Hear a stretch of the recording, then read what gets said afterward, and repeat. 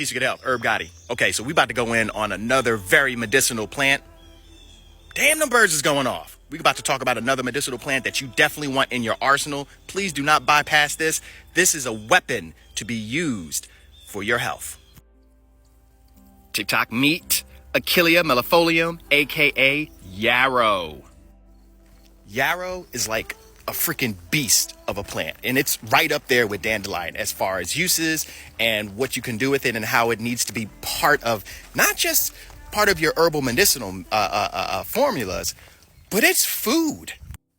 Like, you really should be eating this like as often as possible. As you can see, it has this nice little umbral shape, and the flowers look like little miniature daisies. Now, this can be confused with other plants, but we're going to talk about that a little bit later. Looking at it from this perspective, it looks like a shield.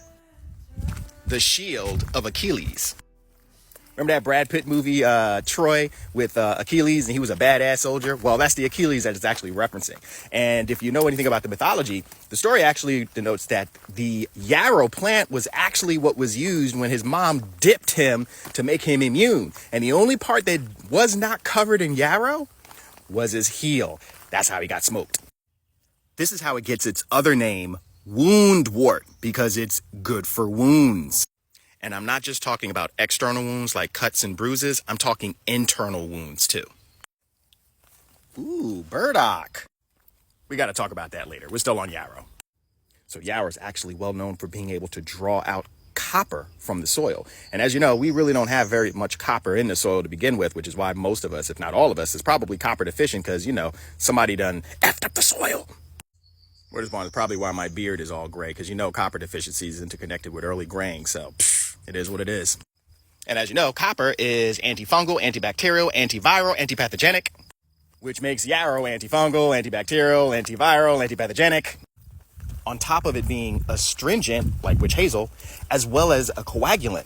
So it's actually helping to clot and tighten and clean wounds that are open externally and internally. Yarrow has been used for thousands, and I do mean thousands of years. It is tried and true, and it is one of the few plants that has remained stable, essentially helping to bring us back to our original state. Look for these daisy-like flowers. Okay, you gotta get in real close so you can see it. The leaves are its most discerning feature, as they're gonna look almost like little feathers, so you wanna make sure you get in very close. Get used to smelling too. Crush one of the leaves and inhale, and you're going to smell its very potent volatile oils. Ooh. Every part of this plant is usable, even the root. Like, for real, the root is like no joke. If you put that stuff on your tongue, you could pretty much forget feeling anything. That shit works like lidocaine. Yarrow even shares some common compounds with chamomile. Are you a woman dealing with some issues with your menstrual cycle? Yarrow! Diabetic? Yarrow! You got a cold, flu, hay fever? Yarrow! Ulcers, digestive issues, bloating? Take the yarrow! Yo, there's even studies on yarrow having an effect on cytotoxicity that occurs post-chemotherapy. Like, why are we not talking more about this herb? Listen, if you really want to get froggy with it, you take some of that yarrow, mix it up with a little plantain, maybe throw in some dandelion like we talked about earlier. Now you're starting to alchemize. Shh, herbalism, damn it. Now there is a plant that I do not want you to confuse this with. Please do not confuse this with poison hemlock. One of the ways you can tell is by looking at the stem. If the stem is green, it is yarrow. If the stem is red, don't take it. It's probably poison hemlock. Plus, yarrow is likely to grow in open fields with drier soil, whereas poison hemlock, it likes running alongside streams.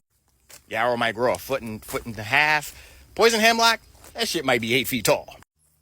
You can work with your yarrow however you choose to. You can dry it out, turn it into a put it in capsules. You can tincture it. You can make it into a tea, combine it with plenty of other different herbs. It is an absolutely amazing plant. It will help you throughout the day. It even helps with sleep. I even heard there's some psychoactive activities that it may even have if you happen to take too much. I ain't gonna front. I might test that theory. And always remember, when harvesting, please remember the most important part.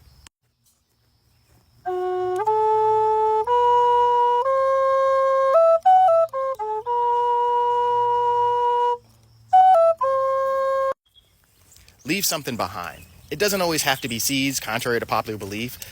Plants really like music, and more often than not, they're not getting the exposure to the types of sounds that we would like them to really enjoy.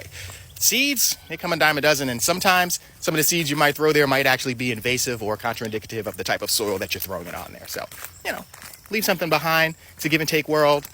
I'm going to take something, I'm going to leave something, and I love to leave a little music. And of course, I do not diagnose, prognosticate, and or treat. This is just my opinion. This is just some stuff that I read in a book. I don't even know if it's true or not. We can see that the world is changing and that we're likely are going to be having our soldiers who's standing on the side of humanity. They're going to need healing. Look, that's my job. I'm all for it. Herb Gotti out.